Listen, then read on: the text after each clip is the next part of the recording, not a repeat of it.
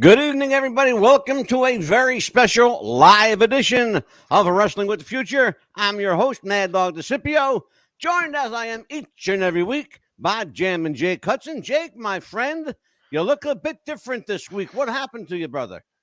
Let me just say that the hair was getting a little bit matted, so went a little bit different. But we're this is going to be a great show.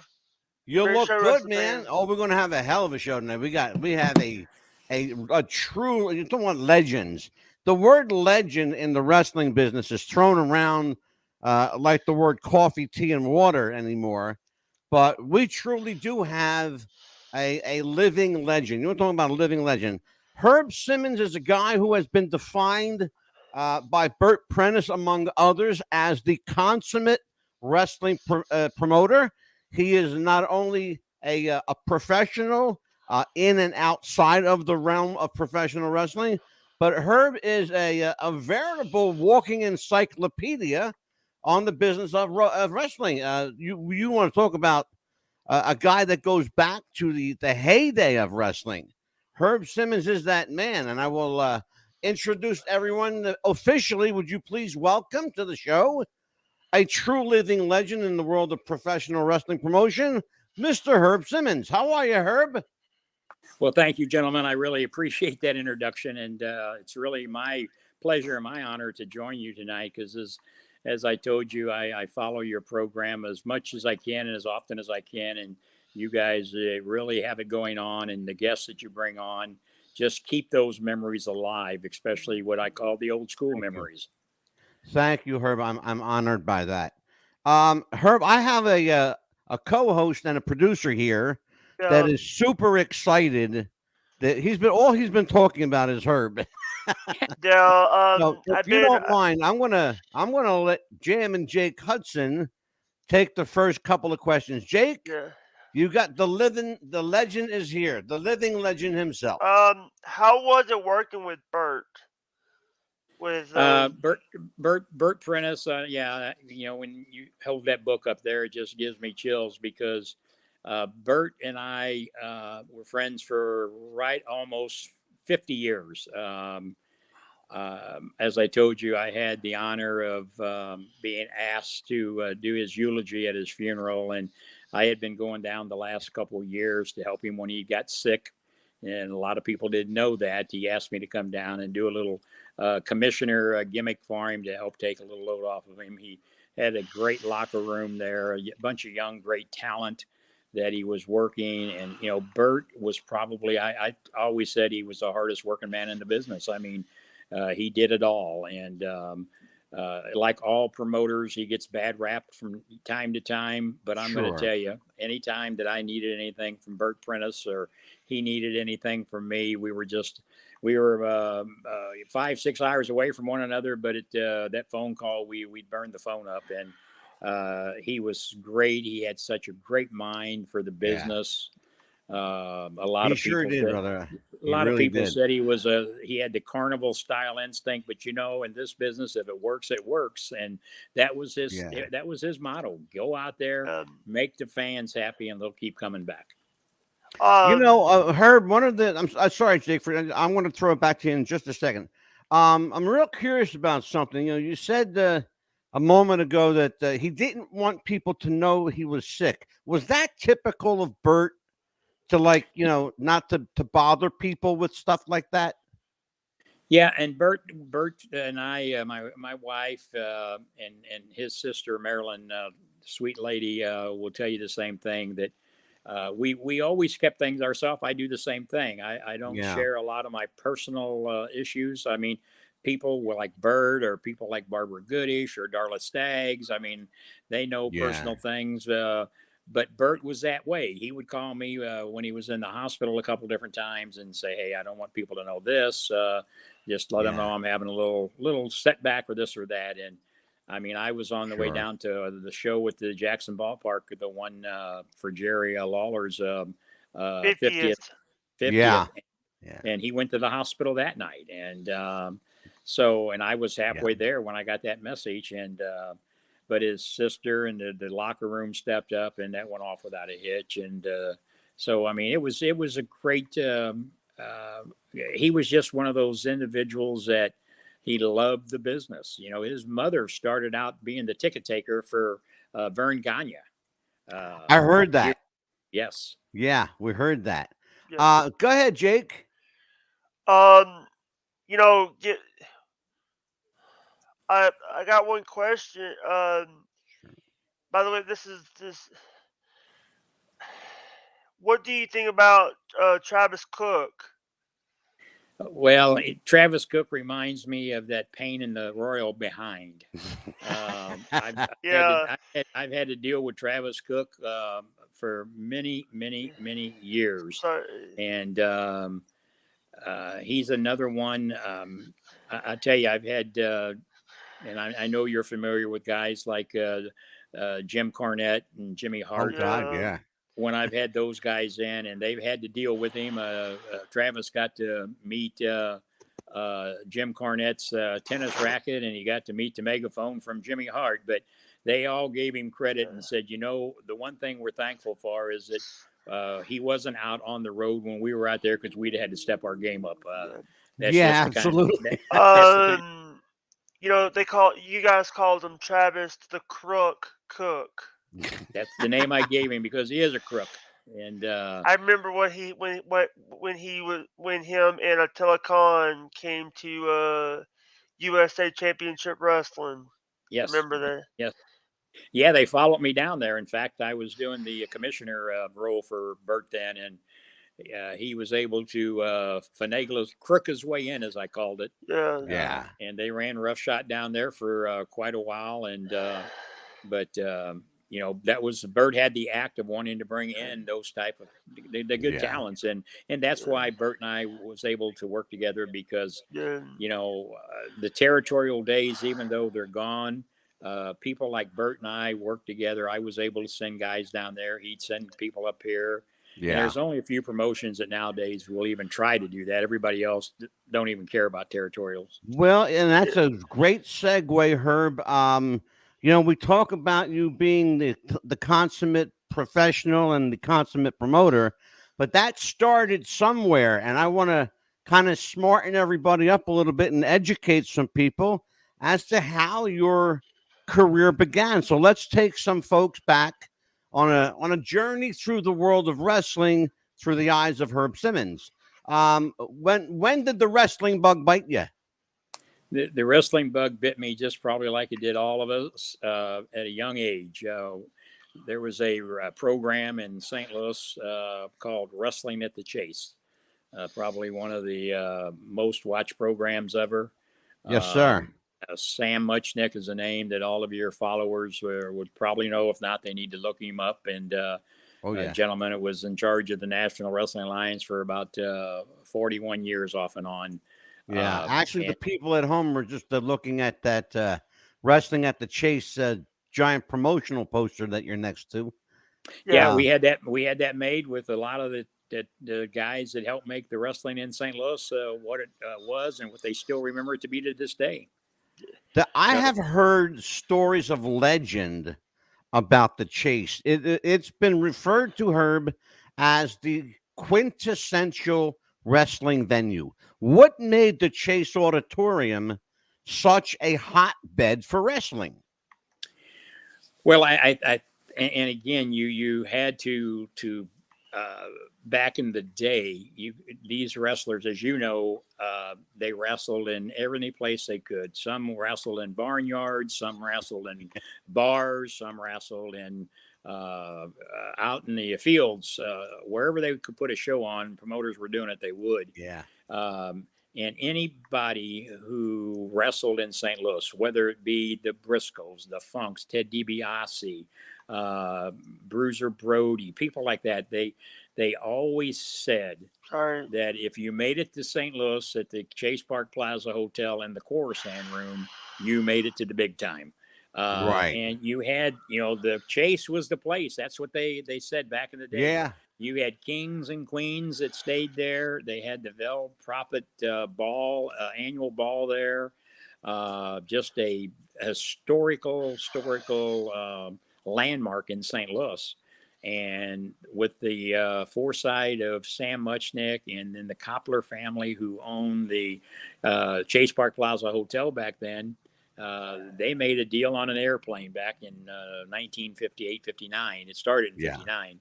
But Sam and Mr. Koppler was on an airplane with a handshake. Now try making a deal like that with a handshake nowadays and see what it gets Yeah.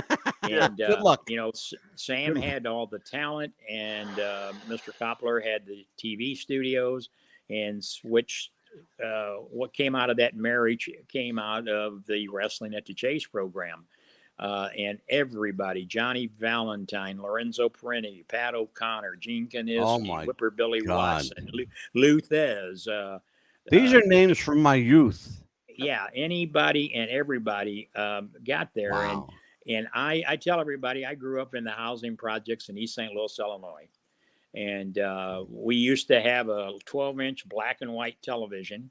Yeah. And a lot of people don't remember or won't remember that Wrestling at the Chase used to be on Wednesday night. And in fact, the real quick story, Mr. Ed Wheatley, who just wrote the Wrestling at the Chase book that I helped him with, Yeah. kind of disputed that with me at first because he couldn't find anything about it being on a Wednesday night. And he called me up about 2 weeks after we had talked one day, and he said, by gosh, you're right again. He said, I found some advertisement where it says that, wrestling was on with Joe Garagiola being the play-by-play announcer. He was the first one in 1959. Yes. And so he said, you're right. And I said, yep. And we have one of the only tapes known to man from that 1962 show at the Chase Park Plaza with Johnny Valentine on it, Pat O'Connor, Wow. Lorenzo Parenti, and Joe Garagiola and Pat O'Connor. And it's kind of unique because after each segment,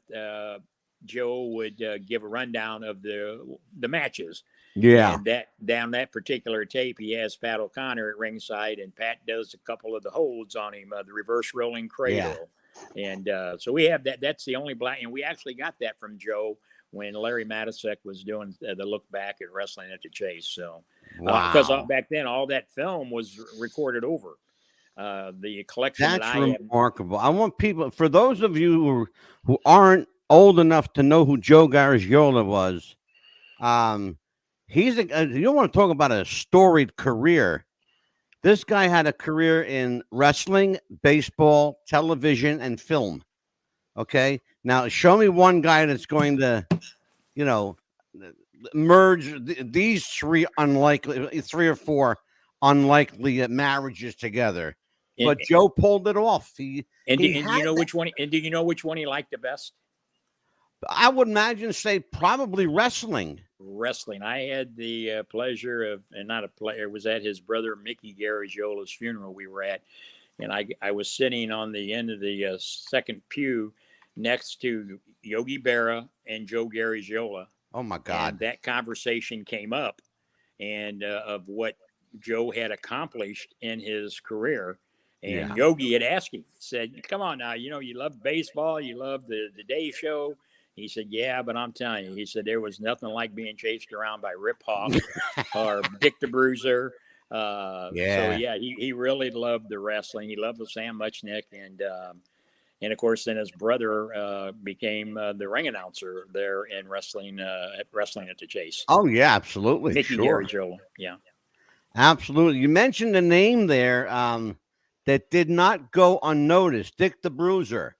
There was some controversy, in fact, on I believe on the book cover or one of the book covers for Wrestling at the Chase. Dick the Bruiser and Bruiser Brody are pictured together. Yeah. Can you tell me the story behind that? Yeah, that photo made the latest book that just came out that author Ed Wheatley put together, and it was only fitting. We wanted to kind of show back in the day, and of course, Dick the Bruiser in St. Louis and anywhere was a household name back in the day. You could walk down the streets of St. Louis, even to this day. You walk down the streets of St. Louis and ask some of these people, "Hey, who was your favorite wrestler? Who was the toughest wrestler that you ever saw?" And they're going to tell you Dick the Bruiser. And then, of course, along come Bruiser Brody. And of course, there's been all of this controversy of, well, why did they call King Kong Brody this in one area, and then they called him Bruiser Brody here? And they had this thing, oh, well, him and the Bruiser, and they had this big argument. No, it was Sam. Back in that time, they had Dick the Bruiser, they had Bruiser Bob Sweetan, and then, of course, Bruiser Brody. Yeah. And of course, in St. Louis, Sam and Larry Matisek came up with the idea, let's call him King Kong Brody. They put him up on the marquee at the Checker Dome in St. Louis. Yeah. Holding a lady. And in fact, the lady that Bruiser Brody's holding his arm, Angie, lives over here in Illinois, and she attended Larry's funeral. And she told the story about the day that they were doing the filming up there on that big marquee. It was so windy that they had the microphone actually clip to her dress that she had, because it was the King Kong and Fay Ray is what they were portraying, the King Kong movie. And it was so windy, it kept picking up the mic noise. So they actually took the microphone and clipped it underneath Brody's beard to try to block the wind from blowing. Oh, that's hilarious. Oh, we have a questioner. Go ahead, Jake. We have a questioner. What do they want to know? Does Herb have any good, funny Bob Orton stories? Well, I'm assuming they mean Bob Orton Sr. Now, I don't know. I didn't have the opportunity to be around his father, but Bob Orton Jr. runs my Ace Wrestling Academy for me here in Southern Illinois Championship Wrestling. In fact, Bob and I are scheduled to go up to Iowa this weekend if the snow gives us a break. Bob's still wrestling, and he trains people at my academy with some of my talent I have now, Sean Vincent and Frank Haynes, the son of the South, Frankie D, and them guys. And Bob kind of oversees that for me. But anytime you can get in a car with Bob Orton Jr. Oh, my God. I was part of helping give Randy his first match at South Broadway Athletic Club in St. Louis. And that's one of the things, Herb, you touched a sweet spot on me here. The car rides, man. The car rides. The one thing I want to tell you, that Bob Orton Sr. was on the first wrestling card of 1959 of Wrestling at the Chase. Oh, wow. Yes. Okay, cool. And I didn't know that Bob Orton Jr. was associated with you at all, quite frankly. Oh, yeah. In fact, I was on the phone with him yesterday. I'll be on the phone with him tonight because we're going to decide if we're going to Des Moines, Iowa this weekend. And because there's storms. They're predicting like 5 to 8 inches of snow up there. And I work with a gentleman from Impact Pro Wrestling, Troy Peterson, up there. And I've sent people up there. Too Cold Scorpio was up there for him a month ago, and now Bob's coming up. And Troy's a great guy, runs a great promotion, and that's another one of those guys that we work back and forth together. Herb, I have a Bob Orton Jr. story. I actually had dinner with him one night in my father's restaurant. He was there with Larry Sharp, the late Pretty Boy Larry Sharp, my mentor and trainer, and Larry was running a show in Camden, New Jersey at the time, at the Woodrow Wilson High School. All the wrestlers came over to my father's restaurant and bar after the show. And, of course, everyone ate and drank and had a good time. Well, Bob Orton likes to eat, and he can eat a lot. Okay? Drink a little bit. Yes. Oh, boy. And I'll tell you a story about that in just a second. We had a menu that was a lot of Italian food and a lot of seafood. Well, for whatever reason, it caught his eye. Cream basil scallops. It was a specialty, right? Well, they brought him one out.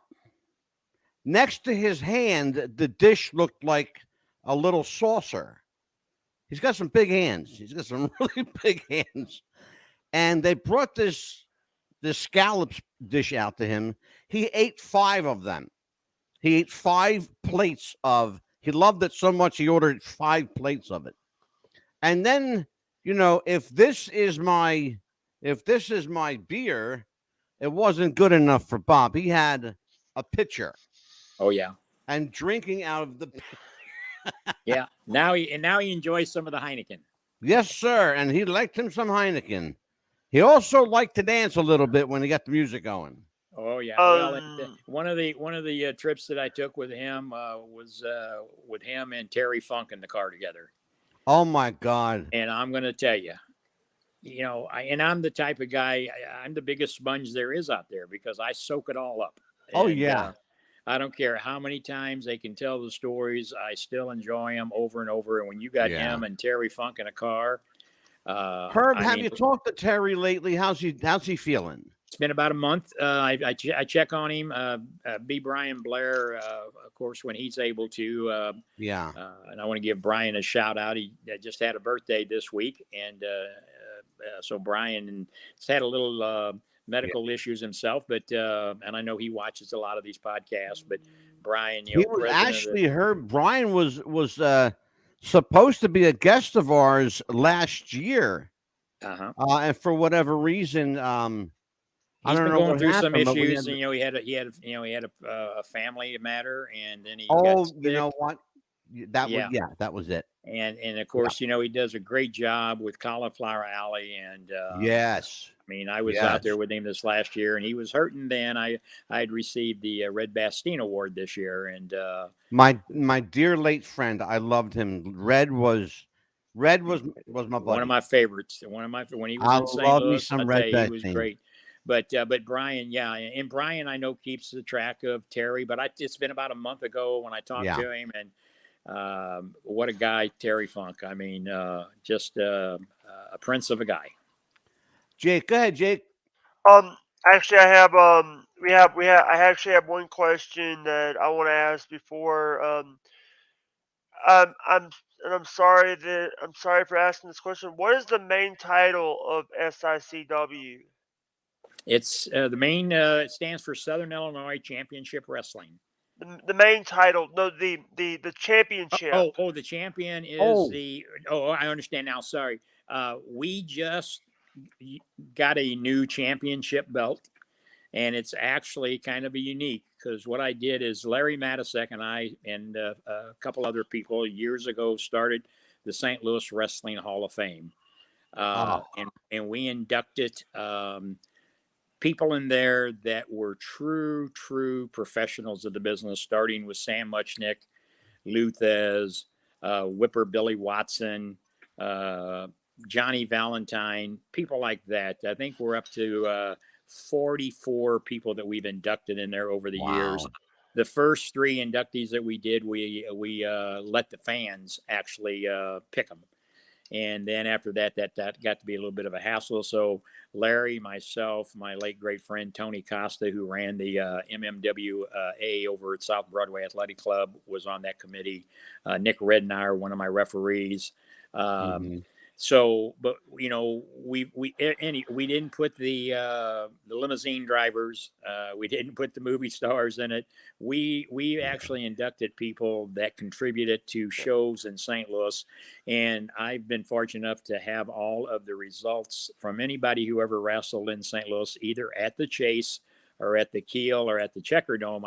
They used to keep the Yeah. results on 3x5 index cards, and they would use a typewriter. Yeah. And so Dick the Bruiser, I can tell you how many matches Dick the Bruiser had in St. Louis, his win-loss record. And so we did, and then the attendance at the Keel Auditorium, they would always document that, how much the house gate was. And we kind of based that on how we did our calculating on some of the guys who was a good draw. But so the St. Louis Wrestling Hall of Fame is a legitimate Hall of Fame. We have plaques that we brought guys in like Ted DiBiase, the ones that are still with us, the Von Erichs, all of them that made St. Louis so popular, and of course around the country. But St. Louis is where they all wanted to come to, and so I'm really proud of the St. Louis. So what I did on our championship belt, the new one we just had made, everybody who is inducted into the St. Louis Wrestling Hall of Fame name is on this title belt on plates. Yeah. And it's really a beautiful belt. And like I said, everybody from Sam Muchnick, Larry Matisek, Joe Garagiola, a couple of the referees that's made the list. They're all listed on this, and we call it the SICW Classic Championship title. Herb, we've got a couple questions from the chat room. Chad, Hold on, just a second, Jake. Hold on just a second. We have one guest. He calls himself "Take a Lap Dishwasher." He wants to know: does Herb have any Louisville Garden memories? that was the second question I had for him. Okay. Yeah, no, unfortunately, I don't. Like I said, my experience was pretty well contained to that St. Louis. I was the Sam Muchnick, basically. Everybody thought Sam had this huge territory. Like he didn't. No, like the Crockett's or like Fritz or like Paul Bosch. Sam stayed in St. Louis. Yes, he did. Herb Simmons stays here in the Midwest. Like I said, with my working with guys at American Championship Wrestling in Missouri, our New Breed Wrestling in southern Missouri, our Impact Pro Wrestling up in Iowa, or Bert when he was with us down in Tennessee, and now the gentleman that's taken over down there. I'm working with him a little bit, but as far as Herb Simmons, as far as going to these other states, or I made my footprint here in Illinois and Missouri, and it'd be 49 years next month that I've been doing it. It's interesting that area has always been, and I don't know why, and I'm going to find out from you why. It's always been a hotbed. It's so much so that that Sam Muchnick, you're talking about legendary promoters. Sam Muchnick based his National Wrestling Alliance out of St. Louis. Why was the decision made to do that? I've heard a couple stories. I don't know what, of course, I've heard several versions of the same story, all either omitting something or adding something. So I think you're pretty straightforward. So why was the decision made by Sam to base the NWA of St. Louis? Well, I think the main reason was that Sam was from here. If Sam lived here, was highly respected. Sam worked for the local newspaper, sports writer, for many, many years, and had a lot of ties. One of his best friends back then was Congressman Mel Price. Okay, sure. And so, I was that young boy when Larry used to have me tag along with him to the office. He started for Sam Muchnick when he was 16 years old. Got his first paycheck, which was $25. He used to write articles and send them in, and that's how Sam got him over there. He didn't even have a driver's license then. His father, Edwin, would drive us to the office back then. And that's something. And I tell the story. I mean, I learned at an early age to do a lot of listening and keep your mouth shut. But sure.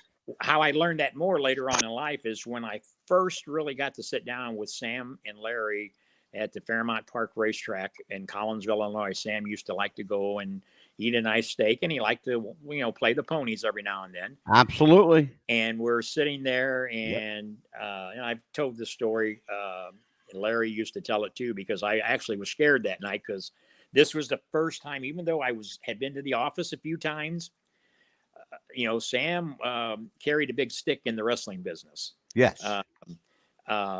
And I'd heard different stories from Larry. Before we'd walk in the office, he'd say, "Zip it up, keep your ears open." But we're sitting there eating dinner one night, and Sam's cutting his steak up, and he's sitting there, and Sam always had a sports coat or a suit on wherever you seen him. I don't care if he didn't have a tie on; he still had a sports coat on or a suit coat. And we're sitting there, and he says, "Herb, Larry tells me you want to get in the wrestling business." And I said, "I don't want to take no bumps. I don't want to do that." And he said, "Well, what do you want to do?" And I said, I'm infatuated with the behind the scenes and the promotion part of it. And I'll never forget, he had that steak knife. And now I'm hearing these stories about how he ruled with a rule. And I'm thinking, wait a minute. And he takes that steak knife and he holds it up, and I'm thinking, what's he going to do with this? And he points to his ear and he says, "You keep these open," and points it to his mouth and says, "Keep this closed, and you'll go a long way in this business." And he said, "That's what I told Larry." And he said, "Look at Larry." And I've learned that, and I've done that. And I'm the guy that gets ragged out sometimes because I don't let certain people work for me. Well, Sam didn't let certain people work for him. Look at the Sheik. Sure. The Sheik made one, maybe two appearances, I think, to St. Louis, and Sam paid him and said, "I'll call you when I need you again," because the Sheik's type of action didn't fit in what Sam was doing then. Yeah, sure. And so, to answer your question, Sam lived here. He was respected. He had so many connections in the Midwest.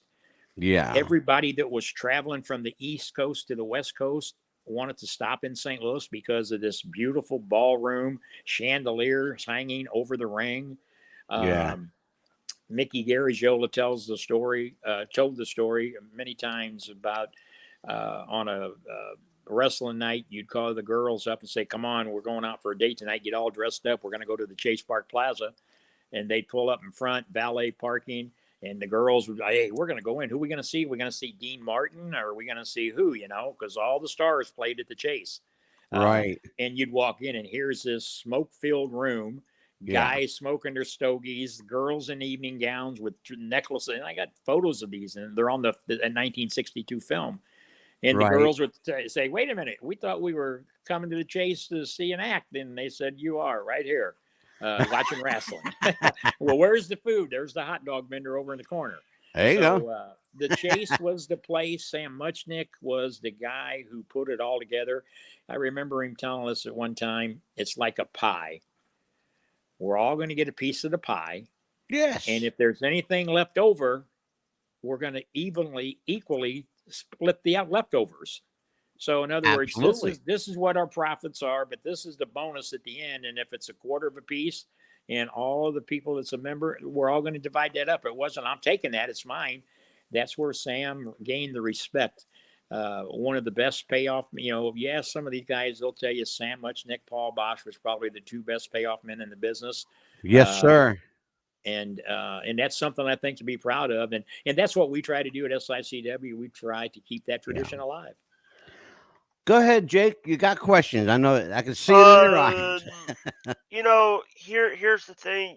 We have had on this show, we have had Barbara Goodish, we have had Miranda Gordy. We also, and last week we had Princess Victoria.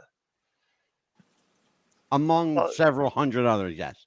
Oh, yes. I saw the one with Miranda Gordy, and boy, I'll tell you, I tell people all the time, because she's worked for me several times, done some TV work for me also. And in fact, she was scheduled to be with me this coming Sunday, and we had to cancel because of our COVID numbers are so high again here in our area. Yeah. So we had to cancel, but she will be back with us. What a piece of talent she is. I'll tell you what, Herb, if it means anything coming from me, and I got a pretty good eye for talent. I got paid to enlist people. Somebody really needs to give this kid a break. She's really good. Well, she's going to get it. It's just that she's because she's paying her dues. She's out marketing herself.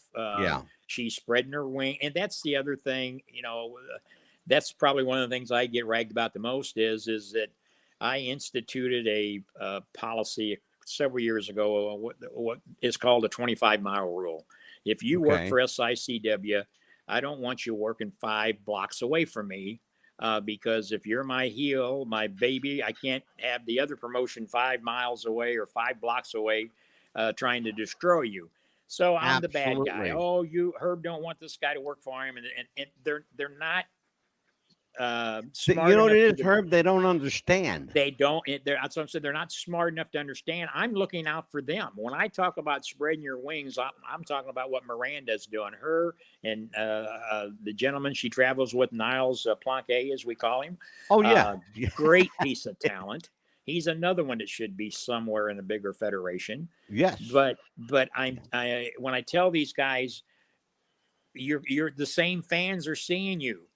25 miles. When I talked to Dr. Tom Pritchard, I had him on my show that I do. He said, 25 miles, they ought to be kissing your behind, because back in the day, you didn't work 100 miles away from where you were at. And that's no lie. No. And again, this is 2022. Things changes, but I'm actually trying to tell these young men and women the experience of go out, Go up to Des Moines, Iowa. Go up to Impact Pro Wrestling, Detroit Peterson.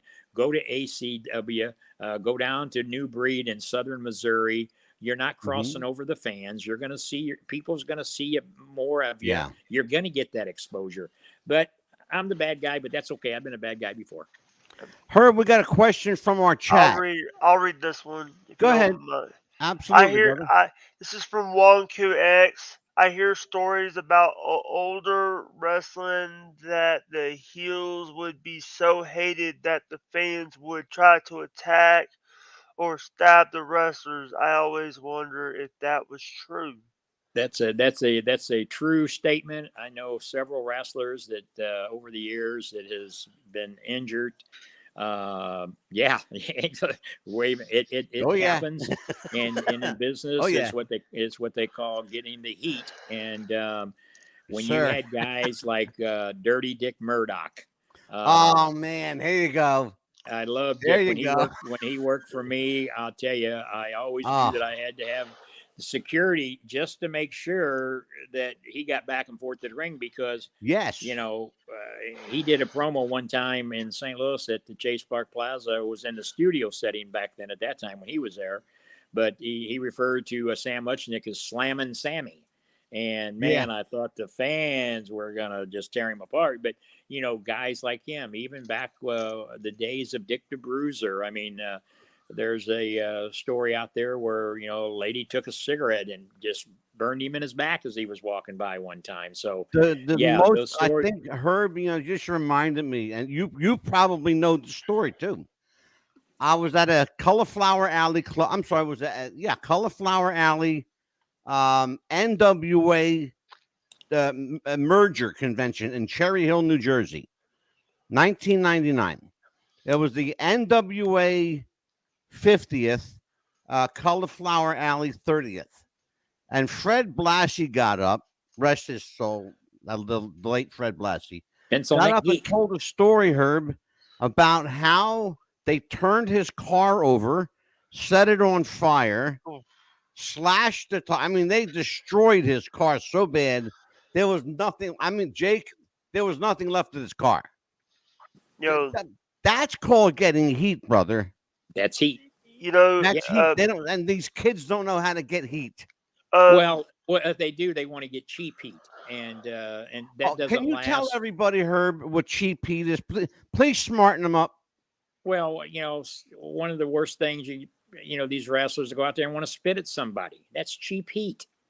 Larry Matisek and I, and even Sam, in order to work in St. Louis, there was only, and if you go back and look at any of the old footage that I have, there was only a few wrestlers that Sam would allow to get outside of the ring.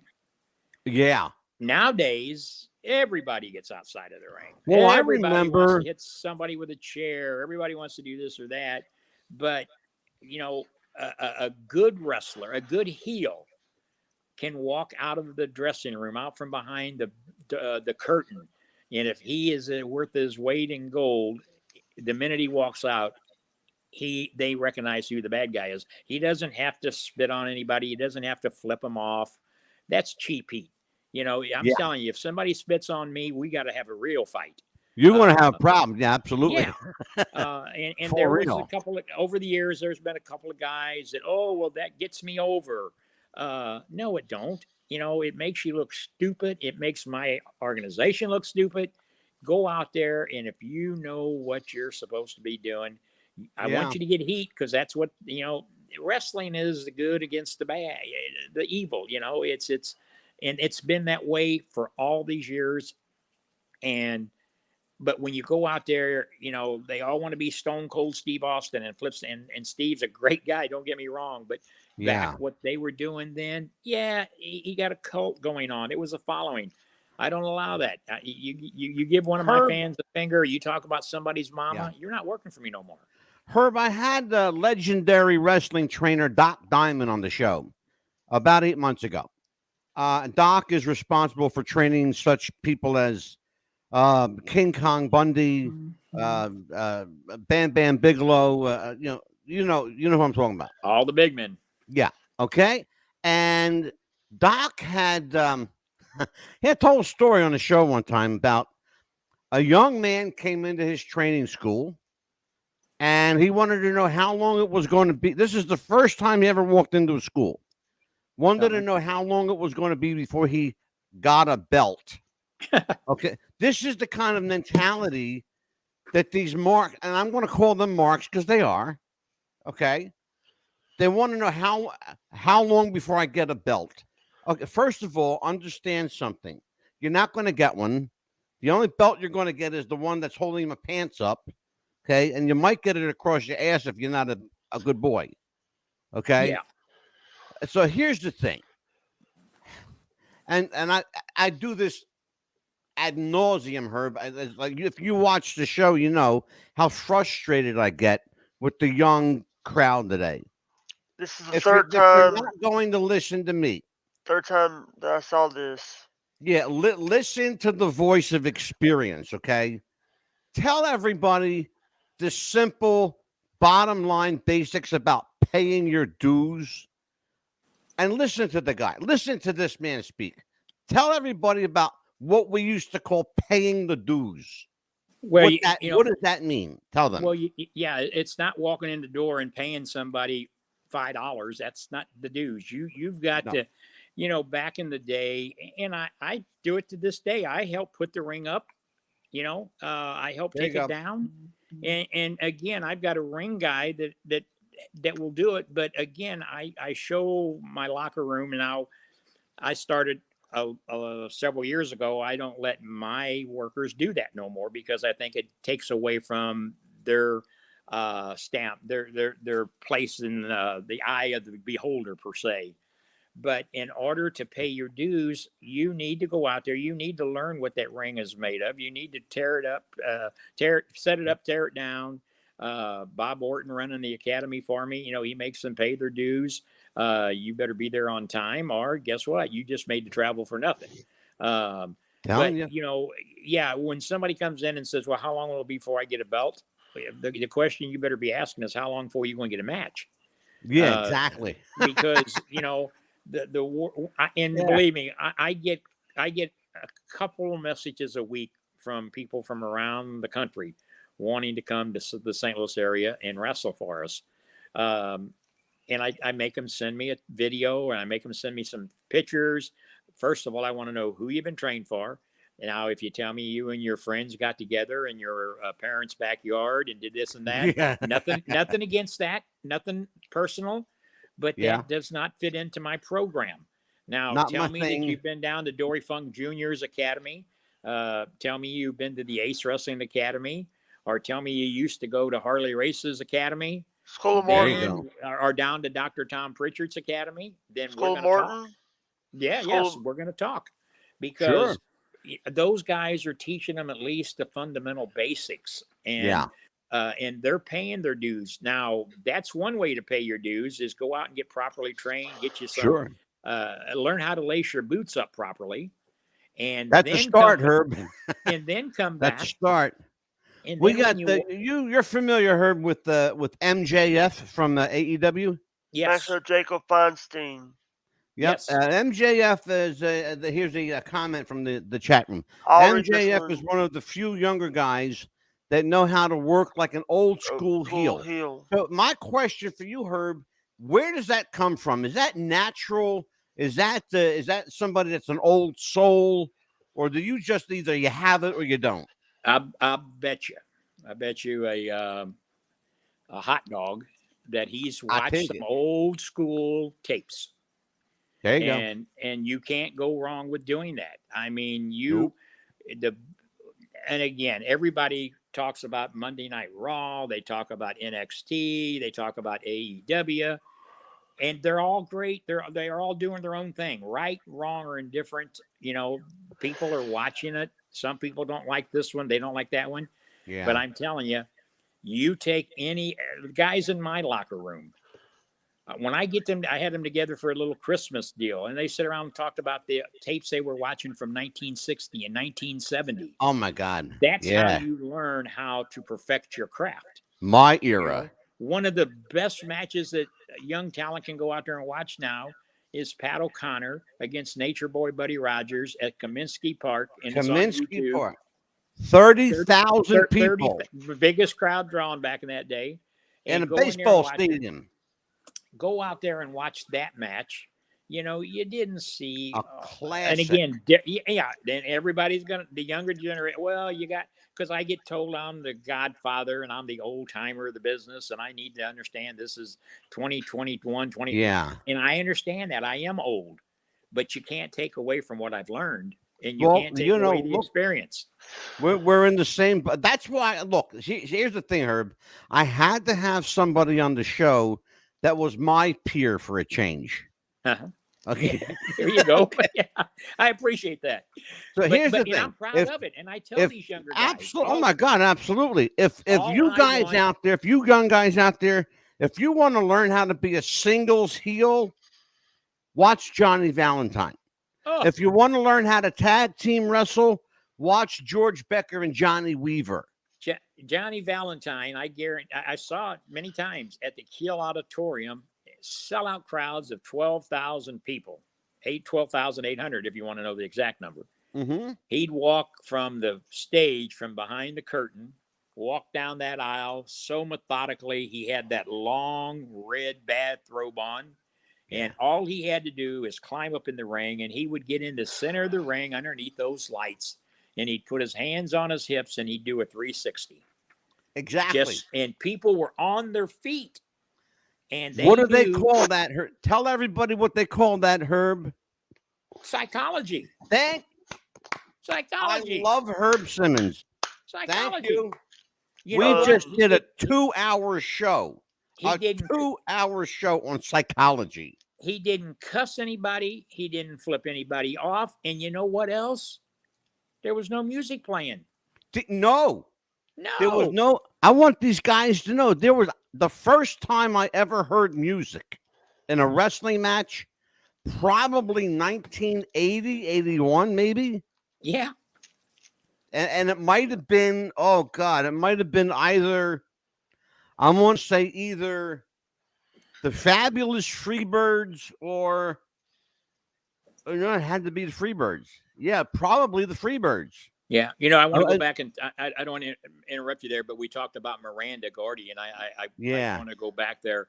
Her dad worked for me on spot shows when he was with Bill Watts. They were running in Southern Illinois at a couple of the high school gymnasium, and Terry Gordy, one of the all-time greats, good friends of Bruiser Brody. And I told Miranda, I said, you know, go out there. You're gonna hone your own style, but you can't deny being Bam Bam's daughter. You just can't. Yeah, because people know they love that, and she plays it good. And I'm telling you, she's going somewhere.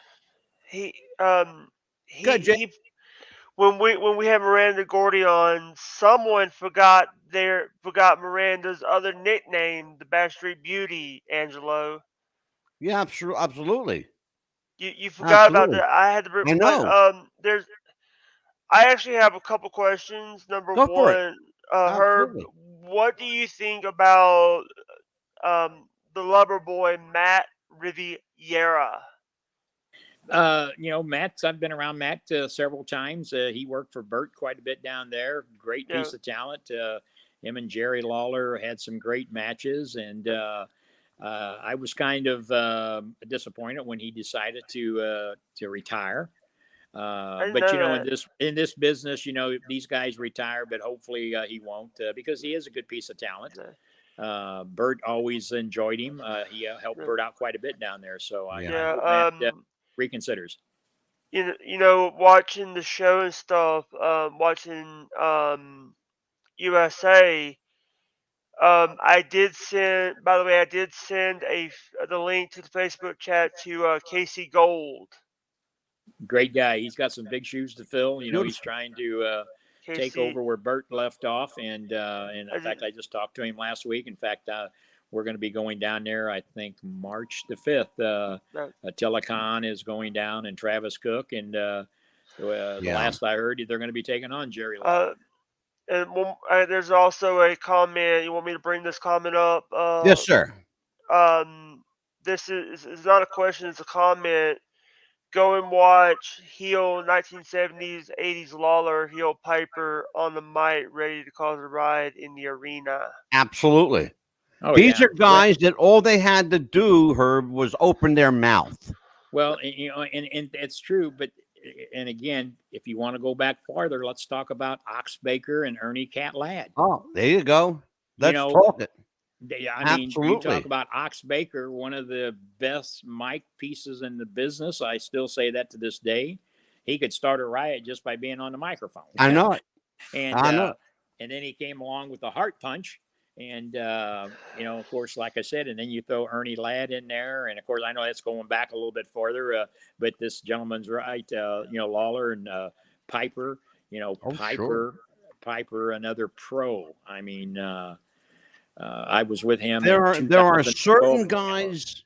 There really are. And Herb, you're absolutely right. Roddy Piper didn't have to do anything, but sometimes just take a microphone and sneer at you. Well, and then you had a guy like Bob Orton that just kind of stood back there as the ace, as his bodyguard. Exactly. And you know what? His arm still hasn't healed up all the way. He's still. I know, right? I have another question. Go for it, Jake. I actually, what do you think about what I call the flippers? The guys that do the flips to win matches. Yeah. They drive me crazy. Yeah. Well, again, I get that question asked all the time. And, what do you expect when they're watching, hours and hours of what's on TV now? Because that's what's on there. And that's why I said, they're infatuated with that. And it's, it's what they think is called high spots. Those aren't high spots. Those are just a spot. They get a little pop for 5 seconds and they're blowed up. And then what do you do?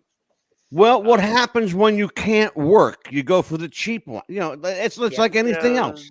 If you can't work, if you can't draw heat, if you can't, get a pop, you get a cheap pop, cheap heat. You work lazy and you work. And here's the thing I want to make clear: I've never ever been a worker. Never have I claimed to be a worker. Right. But neither was Sam Muchnick.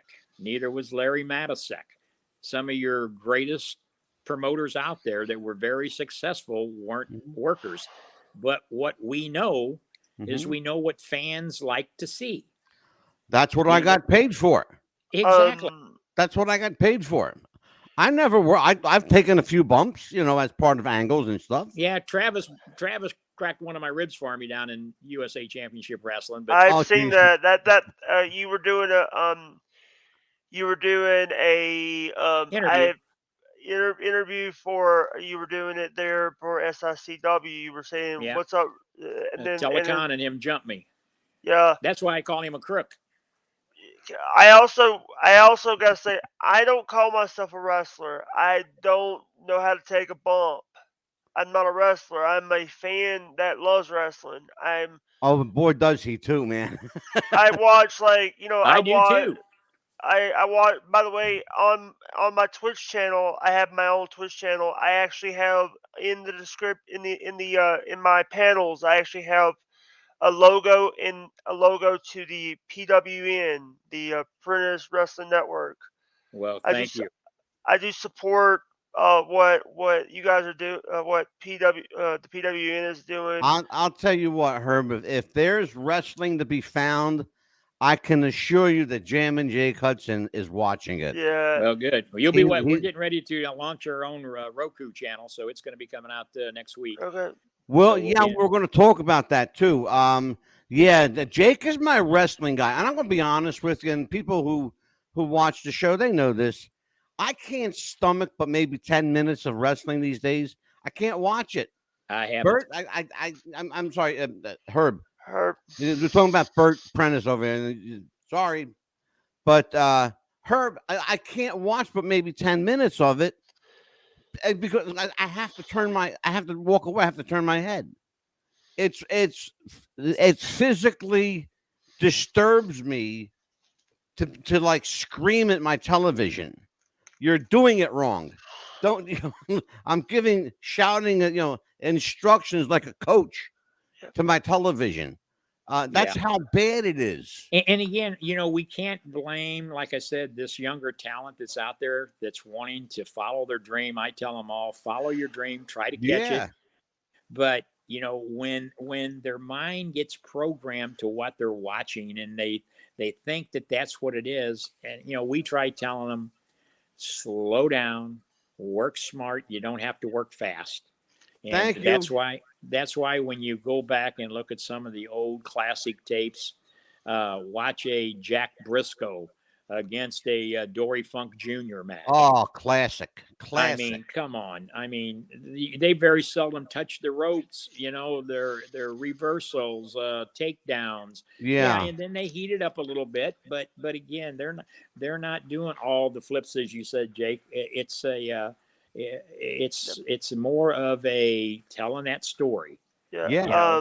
Because some of these guys that are out there trying to do it, and now I don't talk about big guys because I've been a big guy all my life.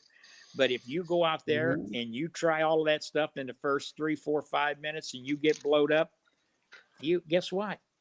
What are you going to do next? You're going to sit on your thumb in the middle of the ring. And that's like the so-called promoter in Florida who allowed his son. First of all, as a promoter, you should be beaten. As a parent, you should be bitch slapped.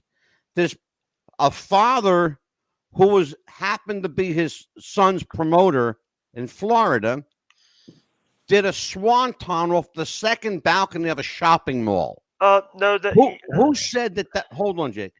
Who said that was a good idea? I think you're thinking about New Orleans. Oh, New Orleans. I'm sorry. You're right. You're thinking about Wildcat Wrestling out of New Orleans. Yeah, well, you notice they're not running anymore. I don't think. Listen, go. By the way, you asked the right question. Who said that was okay to do that? It just not good ideas. I don't understand it. I can't fathom what happened to the wrestling of Ricky Starr and Baron von Roschka and great oh guy. My God, I talk to Baron all the time. He's a great guy. And I spent an hour with Jim Roschka in Cherry Hill, New Jersey. Oh yeah. Okay. Little Jimmy from Nebraska. That was the most educational hour I spent with anybody. Quick story about Jim Roschke. His first match in St. Louis was against Pat O'Connor. Yes. And that I know. And Jim doesn't make bones about, he has a vision problem. And of course, first time ever at Kiel Auditorium. And if you didn't know Kiel Auditorium, you could get lost real easy with all the alcoves and the rooms and the hallways. Yeah. And when it was time for match, they sent Pat to the ring first, and he's out there in the ring. And Jim comes out of the dressing room and makes the wrong turn, and is trying to find his way. And as you're walking around the hallways at each area where you can look out to see the ring, he could make out the lights in the ring, and he's trying to figure a way to get there. And when he finally gets to where he thinks he can get through the crowd, he's actually on the opposite side of the arena. Oh my God. And he's fighting his way through the crowd. He's got that red cape on, and he's swinging the arms, and everybody Lord. thinks it's really, hey, this guy's a maniac. This is the Baron. He's going to get in and do the goose step and the claw, and he gets in the ring. And they're not realizing he just can't see. He can't see. He can see the lights over the ring, and Pat's hung out there to dry. He's in there. He's what the heck is going on? And Jim gets in there, and the announcements get made, and they tie up. And Pat says, "Where in the hell have you been?" Oh my God, that's hilarious. But yeah, he actually got lost his first trip in the Kiel Auditorium. Go ahead, Jake.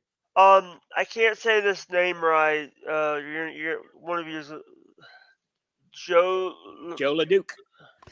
Oh yeah. Mm-hmm. Sorry, I can't say names right. I can't say names right. That's Tough, all right, tough, Jake. tough guy. Angie, you remember Joe, don't you? Joe LeDuc? Yep, I Joe think. LeDuc. Yeah. Someone asking a question about Joe LeDuc. I don't know what they're asking, but Uh, okay. He was a tough s- guy. He was a tough guy. Yeah. somebody wants to know if you have any Bobby the Brain Heenans. Bobby the Great. Brain Heenan. Oh, I can tell you, Bobby the Brain Heenan was the only manager that Sam Muchnick ever allowed to work in St. Louis. that I know. Yeah, Can and and because tell them he was a manager and he wrestled. You know, he managed the Blackjacks, yep, Blackjack Lanza and Mulligan, and yep. Bobby, a great guy. It's just Andre, Andre. oh yeah, Andre, great guy. Had many talks with Andre. Everybody was the boss. Sam would bring him over to a and that's another people say, man, I remember going to wrestling at the Chase and seeing Andre the Giant. And for a long time, I used to argue with him. Say, no, Andre never was at wrestling at the Chase. Oh, yes, he was. I saw him there. And so finally, you know, I'm very fan oriented, and my fans are like extended family. And so I would say, okay. But the real true story is Andre never wrestled on TV at the Chase because it was a studio setting. It was Yeah. such a small studio, and he was such a huge man. What they would do is when they were bringing him into the Kiel Auditorium for a match, they would send in clips from uh, other parts of the country, and they would show them on the Wrestling at the Chase program. But he Yeah. never actually physically wrestled at the Chase. And it was like after they would have a Kiel Auditorium match, Sam would bring him over to a place in Belleville, Illinois called Jack English's. It was a small pub where he wouldn't be bothered because usually wherever Andre went, somebody wanted to try to challenge him. And Oh yeah, it sure. never turned out good for the challenger. Never. Absolutely never. I actually do have a question. Go for it.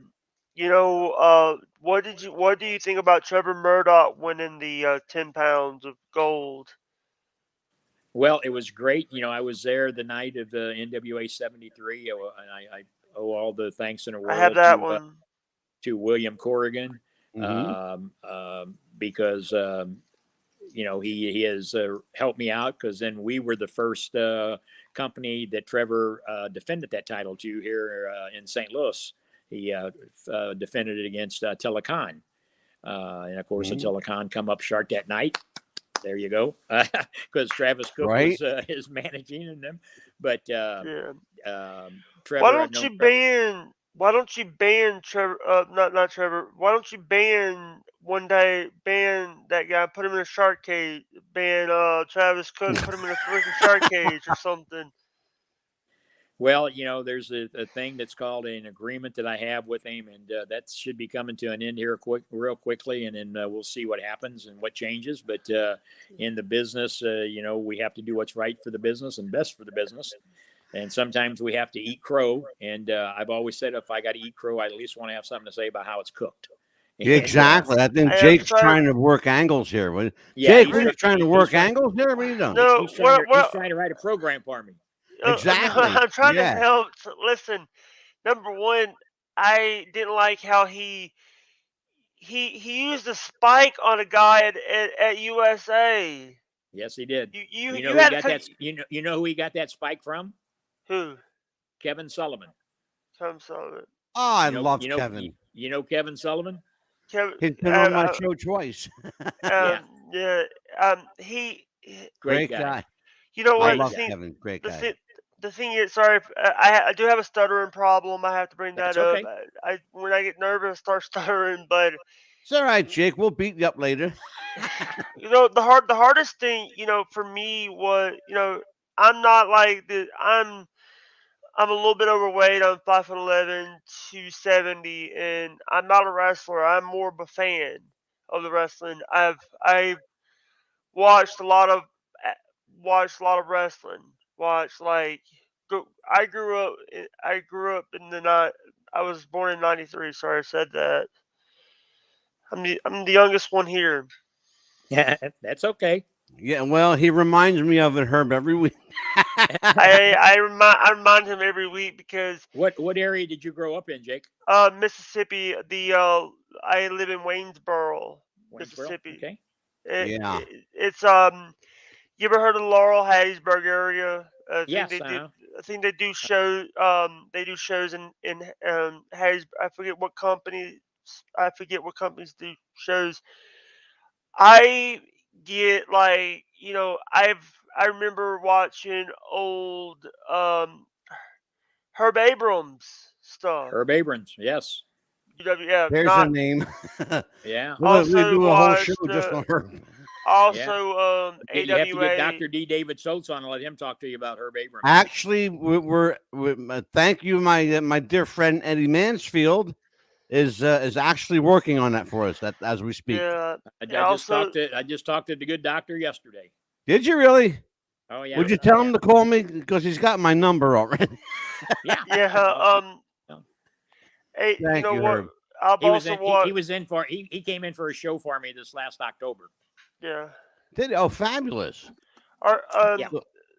Sorry. So, Jake, hold on a second. I want to because Herb's got some really important stuff to promote. You got a Roku deal. Yeah, we're launching our own Roku channel. It will be could be as early as tomorrow. Even I'm waiting for my people to finalize it, but it will be up and running. And they've downloaded a bunch of stuff. And we do the TV tapings once a month, just like they did at Wrestling at the Chase.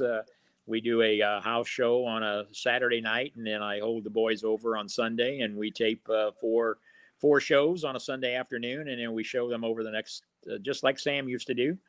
And so we that's really going to be good. And then our local Charter Spectrum, Larry Matisek and I was on there for many years, and they've asked us to come back on there. So I'm trying to get a deal signed with them here in the St. Louis market area. Just trying to keep those memories alive. Beautiful. And Absolutely, as are we, Herb. Honestly. Oh yeah, we have a question. Wasn't Rocky Johnson in St. Louis quite often? Question mark. Yes, he was. I just talked to his wife last night, Sheila, and okay. Rocky used to come in for me quite often, and great guy. Him and Tony Atlas, but Sheila, she's a back character. She's back down in Southern Missouri right now, and of course, that's Rocky, the father of Dwayne Johnson, The Rock. Yeah, and, great guy. I remember when. Rocky was big in St. Louis, and Dwayne was about 6-7 years old. Larry Matisek's wife would actually have him sit in the stands with her while Rocky was out wrestling.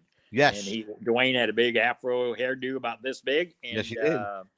But that he was always the hit in the dressing room, I can tell you. I'll tell you what, man. That kid. Call him a kid. I gotta call him a kid. He's younger than me.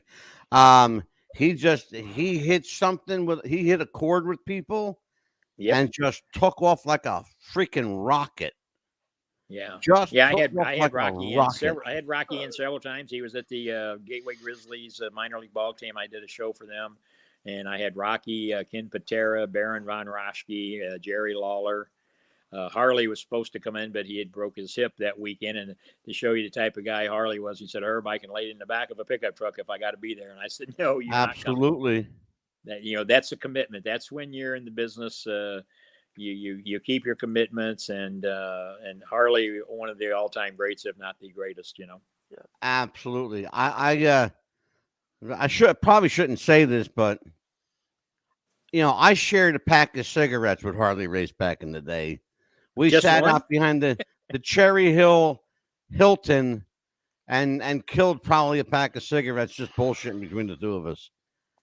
Sorry, I'm not allowed to say that, but I just By the way, Little Lemmy's in the chat. Hey, Little Lemmy's here. Lemmy, you got a question for Herb? No, I sent not bad. Yeah, I actually put how are you doing? This is Herb. Our friend Little Lemmy says hi, Herb. She's a very sweet girl. Good, yeah. good. If she's a wrestling fan, I love her. I want everybody to know that you can reach Herb Simmons on Facebook. Herb is very visible with his presence on Facebook. Herb, what your shoot job, as they say? What do you do when you're not in the wrestling business? Well, I do a couple different things. My primary job that I love dearly, I love every day getting up, going to work, is for the county that I live in. I'm the 911 coordinator, in Wow. charge of the 911 services in our county. I think that we're the seventh largest county in the state of Illinois. And I'm the emergency medical, I mean, the EMA director, emergency management agency for the county. And then I've been the mayor of my hometown for the last 35 years. God bless So, you. That's beautiful. I've Thank you for always, your service, young man. I well, appreciate it. I've always enjoyed the public service aspect of it, trying to help people for we just did a briefing yesterday, 660th day we've been fighting this pandemic. Yeah. We were doing daily briefings, and then we went to weekly, but now our numbers are, so we keep an eye on that. I work real close with our county health department, our doctors and our hospitals, and our first responders, who I just love dearly. I was in the ambulance business for over 35 years myself. I was in law Fabulous. enforcement in the past. Well, that's someone who lives with an EMT technician and a nurse. Thank you for your service. My wife is a bookkeeper, and I thank her for her service as Yeah, well. my wife. Thank you for your service, Herb. My wife was a nurse, and she got. We've been together 40 plus years now, and I introduced her to this crazy world of wrestling back then, and my children, my daughter now is stepping up to the plate because, like I said, I like to think that I'm going to be able to continue doing it, but my boys and my daughter hopefully will carry on what I've done, and of course I razz them, tell them they won't be able to do it as good as I do it, but that's okay. Well, has your family ever asked you, have you taken leave of your senses? Yeah. My daughter shakes her head every day when she's sitting here hearing me talk to like Dr. D. David Schultz or Terry Funk or somebody. She's sitting there taking it all in, and because she knows I get a real pleasure out of still reminiscing with those guys, because oh my God, yeah. I've said all along, and Barbara Goodish and I have talked about this. I do what I do, one, because I'm a fan. I always was, always have been, but I love the guys that I say they laid the foundation of what we continue to build on. Absolutely. Thank you for saying that. It really is the bedrock of why I do what I do and why you do what you do. Our great stars they're leaving us. They're dying. Yes. We were 1 week away from Butch Reed when he passed away. Butch worked for me many times. Yeah, he was big, and he was in St. Louis quite a bit, but he was more so in the Kansas City area for the Central States. But yeah, what a great guy, and plus he loved rodeos, and man, oh man. I listened back to some of our shows, and it's like it's like listening to memory lane. A lot of these guys aren't here anymore. Well, and that's why we do a social media show now on Sunday nights, but before that I was doing recordings, kind of like we're doing now, and I had the Jerry Briscoes and the Brian Blairs and Spike Ubers and people like that on each and every Sunday night, just to try to keep those memories alive. And there's still a lot of us out there that remember all those guys that, the Dick the Bruiser fans. I was fortunate to buy his TV tapes from his wife before she passed away, Mrs. Aflis. So I have this collection of his TV stuff, and but, amazing. Yeah, it's and again, we'll put them out there eventually, and Larry and I reproduce those footage that we have. We've had them out there for 20 years now. The 12 volumes of the St. Louis Classic Wrestling Chase. We're the ones who put them out there. Oh, Jake, put that Bruiser Brody tape up. I want to promote this. I got it. Let me find shout out to Barbara Goodish, by the way. Love you, Barbara. Also, a shout out to our friend Darla Staggs. We love you too, baby. Have you watched that? Have you watched that tape yet? I have. In fact, I'm on my second round with it. Did you see me and Larry Matisek on it? Yes, sir. That's why I went. That's why Jake just put it up for us. Herb Simmons is featured prominently, along with Larry Matisek, in this Wrestling's Last Rebel, Bruiser Brody. It's the Frank Goodish story. and it's really put together with love. Barb had a big hand in this. Yes, she did. I thank her for not only for the book, but for the 3 DVD set. It's an amazing, and thank you, High Spots, for doing it right. Yes, they did. High Yeah. Spots did a great job. Well, in fact, when you had Barbara on your show, she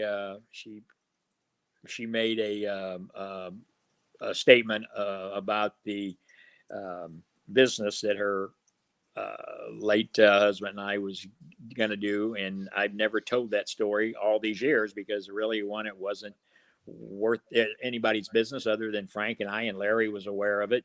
Yeah. And I was shocked when she brought that up to you. And but we were one of the first independent promotions that Frank worked for here in the Midwest. And well, I'll tell you here's what, the thing. I think the reason actually, she did. Oh, I'm sorry, Herb. Go ahead. He was actually in 1988, that weekend before he got murdered. He was with Larry and I. I had a bar that I owned, and he spent that whole weekend with us. We had a room upstairs, a big area. We called it the Brody Room. Mm-hmm. And he was able to go up there and relax and have the VIP people in. And but that was the weekend before the terrible time.